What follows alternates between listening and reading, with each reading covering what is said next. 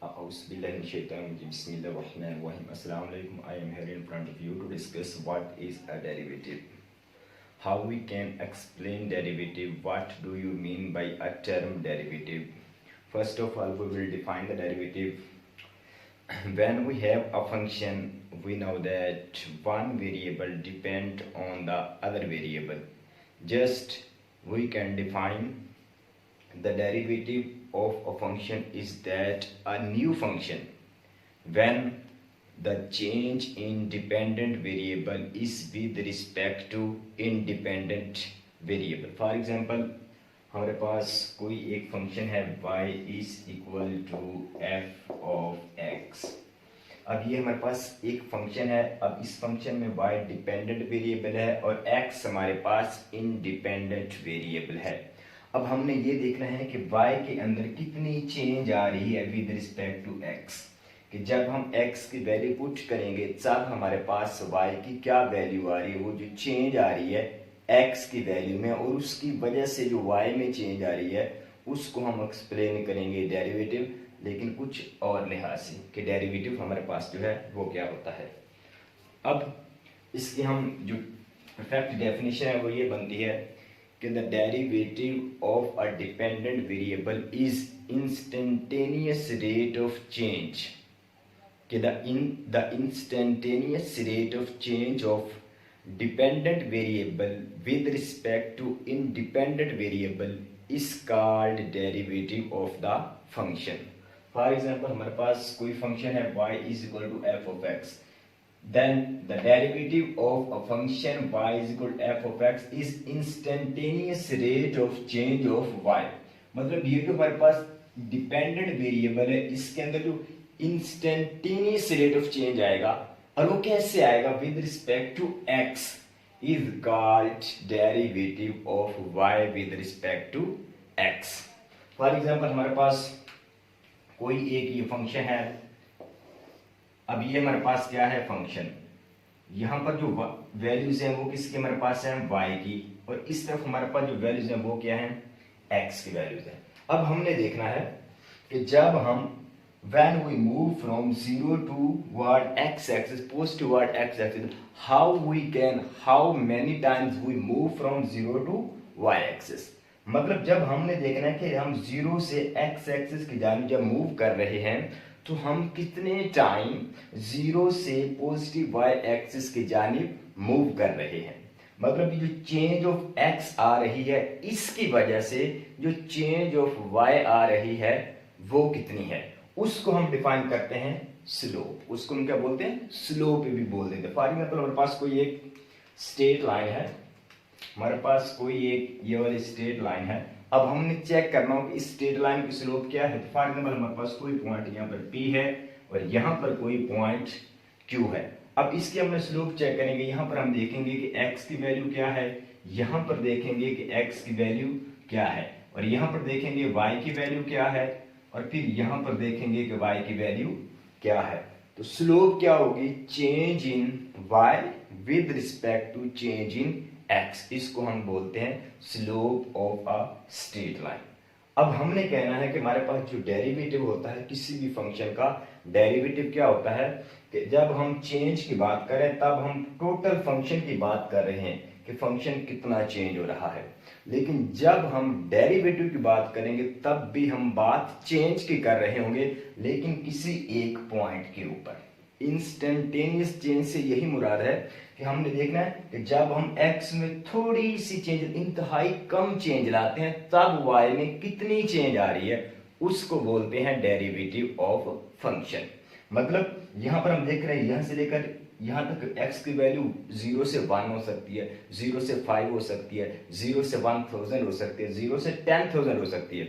लेकिन डेरिवेटिव क्या कहता है, डेरिवेटिव कहता है कि जब आप x में चेंज देख रहे हैं 0 से लेकर 0.0001 तक, 0 से लेकर 0.00009 तक, 0 से लेकर 0.009 तक, तब बताएं y के अंदर क्या चेंज आ रही है.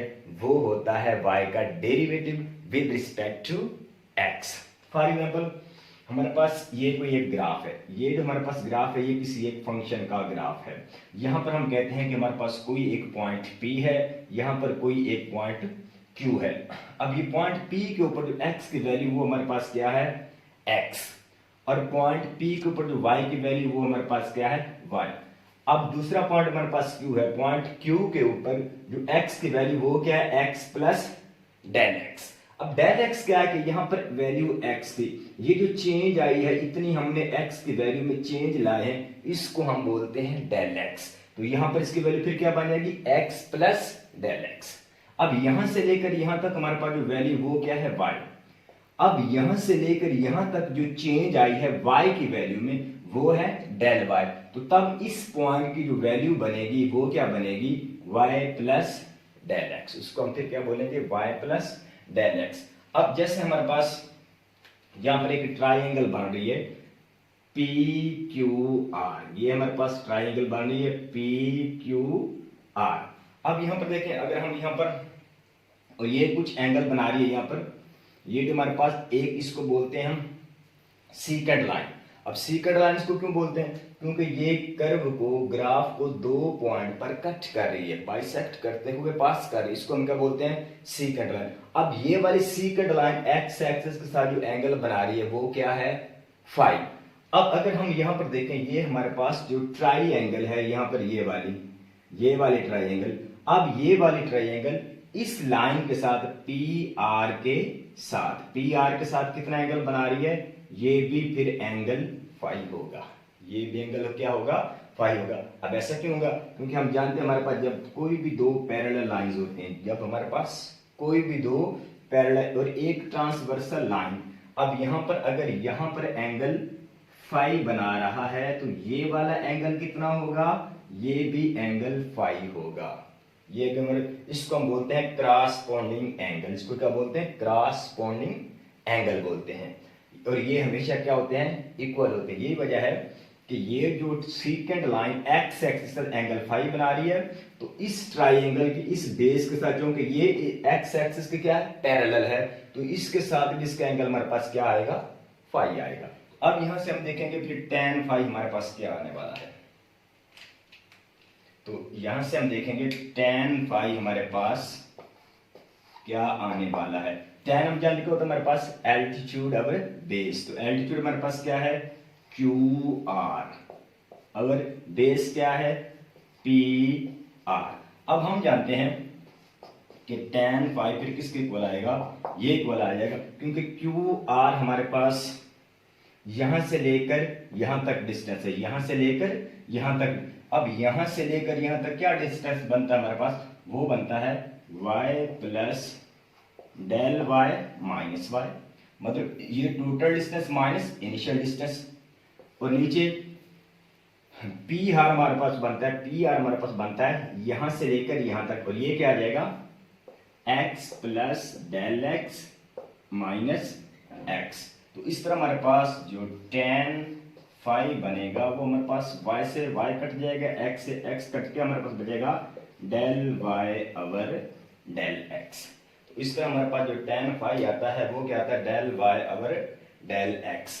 अब ये हमारे पास एक सीकेंट लाइन है, ये हमारे पास क्या है एक सीकेंट। लेकिन हम कहते हैं कि अगर हम यूं करें कि पॉइंट Q को मूव करवाएं, इतना करवाएं कि ये पॉइंट P के करीब आ जाए।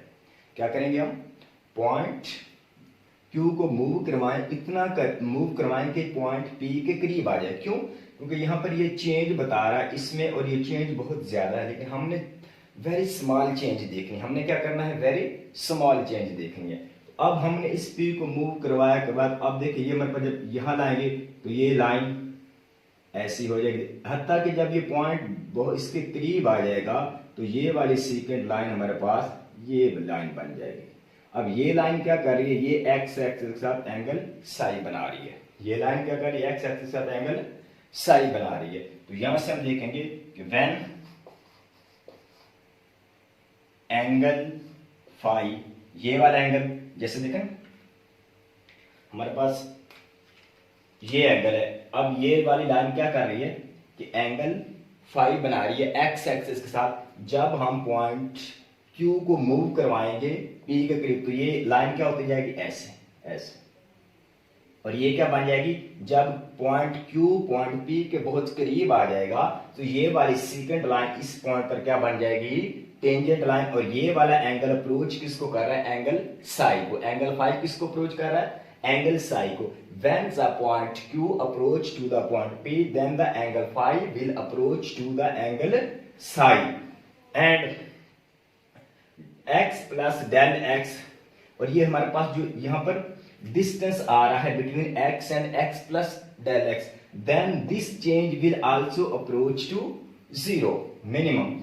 When phi approach to psi, then del x approach to 0 and del y also approach to 0.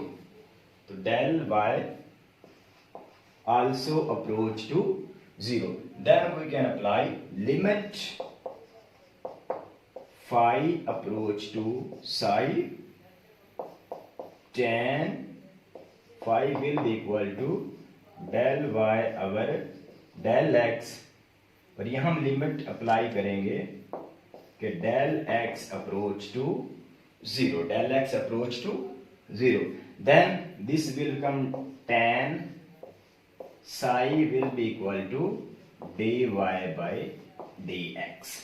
ये हमारे पास किसके इक्वल हो जाएगा, dy बाय dx। अब हम ये जानते हैं कि dy बाय dx क्या है, the derivative of the function है the instantaneous rate of change, तो क्या है, the instantaneous rate of change of y with respect to x। और tan psi हमारे पास क्या है, tan psi हमें नजर आ रहा है कि ये क्या है, कि इस हमारे पास जो टेंजेंट लाइन है इसकी स्लोप है। इससे पता चला कि हमारे पास कोई भी जो फंक्शन आएगा, हमारे पास कोई भी फंक्शन आएगा तो उसका डेरिवेटिव क्या होता है, किसी एक पॉइंट के ऊपर हमने चेक करना है कि यहाँ पर इंस्टेंटेनियस रेट ऑफ चेंज क्या आ रहा है। हमारे पास कोई भी एक फंक्शन आएगा, उसका ग्राफ जैसा भी हो, हम किसी एक पॉइंट के ऊपर देखेंगे कि उस पॉइंट के ऊपर जब एक्स एक्सिस में बहुत स्मॉल चेंज आ रही है तब वाई एक्सिस में कितनी स्मॉल चेंज आ रही है, ये हमने देखना होता है। और जब हमारे पास फॉर एग्जांपल ये हमारे पास कोई एक फंक्शन है, इस पॉइंट के ऊपर हम देखेंगे कि कितनी चेंज, वेरी स्मॉल चेंज, वो कब आएगी, जब दोनों पॉइंट यहां से लेकर हम इसके क्या करेंगे, करीब तरीन करेंगे। क्या करेंगे, इसके करीब तरीन करेंगे, तब हमें पता चलेगा। फिर हम क्या करेंगे, इसी पॉइंट के ऊपर जब आप टेंजेंट ड्रा कर लेंगे तो फिर आप देखेंगे कि ये जो हमने टेंजेंट ड्रा किया है ना, इसकी जब हम स्लोप फाइंड करते हैं वही स्लोप डेरिवेटिव होता है। वही स्लोप क्या होता है, डेरिवेटिव होता है। कि कोई हमारे पास एक फंक्शन हो, उस फंक्शन के ऊपर हम किसी एक पॉइंट के ऊपर टेंजेंट ड्रा कर लें और फिर उस टेंजेंट की स्लोप फाइंड कर लें, तो तब वो जो स्लोप होगी वो हमें डेरिवेटिव देगा। अब हमने जस्ट ये तो हमने डेफिनेशन ऑफ डेरिवेटिव देखी है। अब डेरिवेटिव है क्या हमारे पास, जस्ट जैसे हम डिफाइन करते हैं कि हमारे पास नंबर है 2 और नंबर है 3। नंबर क्या हमारे पास 2 और नंबर का हमारे पास 3। Just when we operate plus operation then we get 5, and when we have a function and then we apply derivative operation, then we get a new function, and the new function is also a function, that is derived function। for example हमारे पास कोई एक function है x³ minus x, ये हमारे पास क्या है, function है। जब हम इसका डेरिवेटिव लेते हैं तो वो बन जाता है 3x² माइनस 1। अब देखें हमारे पास जो ओरिजिनल फंक्शन है उसकी वैल्यू, जब हम x की वैल्यू 1 पुट करते हैं तो f ऑफ x यानी y हमारे पास क्या आता है 0। जब x की 2 पुट करते हैं तो हमारे पास y क्या आता है 6। x की -1 पुट करते हैं तो y आता है 0। x की -2 पुट करते हैं तो y हमारे पास क्या आता है -6, और x जब 0 पुट करते हैं तो y हमारे पास क्या आता है 0। तो ये हमारे पास ग्राफ है ओरिजिनल फंक्शन का, ये वाला। अब हमने इसका डेरिवेटिव लिया तो वो ये बनता है। अब हमने x की 1 पुट की तो y की वैल्यू 2 आई, यहाँ पर x के हमने 2 पुट की तो y की 11 आई। अब देखिए ये जो चेंज इन y आ रही है, ये जो चेंज इन है, ये भी फंक्शन है, ये भी फंक्शन, जस्ट ये फंक्शन उस फंक्शन से ड्राइव्ड हमने किया, और ये क्या, इंस्टेंटेनियस रेट ऑफ चेंज। अब देखें हमने कहा कि जब हमने वैल्यू -1 पुट की, जब हमने क्या किया, वैल्यू -1 पुट की, तब फंक्शन की वैल्यू हमारे पास क्या थी, 0। तब हमारे पास फंक्शन की वैल्यू क्या थी, 0। और -1 से जब हम 0 की जाने मूव करेंगे, मैं ओरिजिनल फंक्शन की बात कर रहा हूं जो ब्लैक कलर में है, अभी जो मेरे पास ब्लैक कलर में फंक्शन, इसकी हम बात करें कि जब हमने इसकी वैल्यू पुट की -1 से 0, -1 से 0, -1 पे इसकी वैल्यू हमारे पास क्या थी, 0। और 0 के ऊपर इसकी वैल्यू हमारे पास क्या आ रही है, 0 के ऊपर इसकी वैल्यू क्या आ रही है, 0। ये हमारे पास 0 के ऊपर वैल्यू क्या आ रही है, 0। और -1 के ऊपर भी क्या आ रही है, 0। लेकिन -1 से और इस पॉइंट पर हम नजर आ रहा है कि इस पॉइंट के ऊपर इसकी जो वैल्यू है, यहां पर क्या आ रहा है, फंक्शन डिक्रीज हो रहा है। फंक्शन की वैल्यू क्या होगी, डिक्रीज। जब हम वैल्यू आगे पुट करेंगे तो फंक्शन की वैल्यू क्या हो जाएगी, डिक्रीज हो जाएगी। जैसे अब जब हम इसका ड्राइव फंक्शन है तो उसका ग्राफ ये बना, ये पैराबोला ऐसे। अब देखें यहां पर जब हमने इसकी वैल्यू -1 से 0 पुट की, -1 से 0 की जाएंगे, -1 पर इसकी वैल्यू क्या आ रही थी, 2। -1 के ऊपर इसकी वैल्यू क्या आ रही है, 2। और 0 पर इसकी वैल्यू क्या आ रही है, -1। 0 पर इसकी वैल्यू क्या आ रही है, -1। अब ये वैल्यू क्या हो रही है, डिक्रीज हो रही है। ये वैल्यू क्या आ रही है, डिक्रीज हो रही है। जस्ट ये देखिए, ये हमें ग्राफ बता रहा है यहां से कि ये हमारे पास यहां से वैल्यू क्या हो रही है, डिक्रीज। तो ये ड्राइव फंक्शन यही बता रहा है कि जब आप वैल्यू -1 से 0 में पुट करेंगे तो इसकी वैल्यू क्या हो रही है, डिक्रीज। और जब 0 से 1 की जानिब आप जाएंगे, यहां से 0 से 1 की जानिब -1 के करीब तरीन आएंगे, तब भी वैल्यू डिक्रीज हो रही है। और इस पॉइंट से आगे फिर इसकी वैल्यू क्या हो रही है, इंक्रीज। यानी इधर -∞ से लेकर -1 तक इसकी वैल्यू इंक्रीज हो रही है। फिर -1 के बाद यहां तक इसकी वैल्यू क्या हो रही है, डिक्रीज। ये तकरीबन 0.5 बनता है। उसके बाद फिर वैल्यू क्या हो रही है, इंक्रीज। और ये जो इसका ड्राइव्ड फंक्शन है, ये हमें यही बता रहा है। तो इससे पता चला कि जो डेरिवेटिव ऑफ अ फंक्शन होता है वो खुद एक फंक्शन होता है जो कि एक फंक्शन से ड्राइव्ड किया जाता है। और डेरिवेटिव क्या होता है, जस्ट हमारे पास जो एक फंक्शन होता है उसमें एक डिपेंडेंट वेरिएबल होता है और एक इंडिपेंडेंट वेरिएबल होता है। क्या होता है, डिपेंडेंट वेरिएबल होता है और एक इंडिपेंडेंट वेरिएबल होता है। तो जो डिपेंडेंट वेरिएबल में बहुत छोटी चेंज आती है ड्यू टू डिपेंडेंट वेरिएबल, उसी को हम बोलते हैं डेरिवेटिव ऑफ अ फंक्शन। ये ग्राफिकली भी हमने डिफाइन कर दे कि डेरिवेटिव ऑफ अ फंक्शन क्या है। और फिर जब आपके पास कोई भी फंक्शन हो, आप उस फंक्शन किसी एक पॉइंट के ऊपर टेंजेंट ड्रा करें और उस टेंजेंट की जो स्लोप आएगी, वो उस फंक्शन का डेरिवेटिव होगा।